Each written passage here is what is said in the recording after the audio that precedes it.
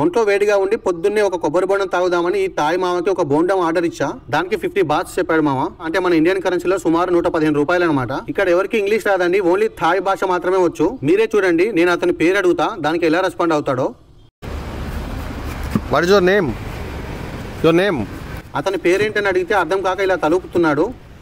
టకటక బోండానికి 2 వైపులా గుండు కొట్టేసి లోపల ఒక స్టాప్ పడేసి నాకు ఇచ్చేశాడు. నేను ఆ బోండం తాగేశాక పడేద్దామని డస్ట్బిన్ ఎక్కడుందని అడిగితే అది కూడా అతనికి అర్థం కాలేదు. డస్ట్బిన్. నేను డస్ట్బిన్ అడిగితే అది అర్థం కాక దాంట్లో ఉన్న కొబ్బరి కొట్టివ్వడానికి సిద్ధమయ్యాడు.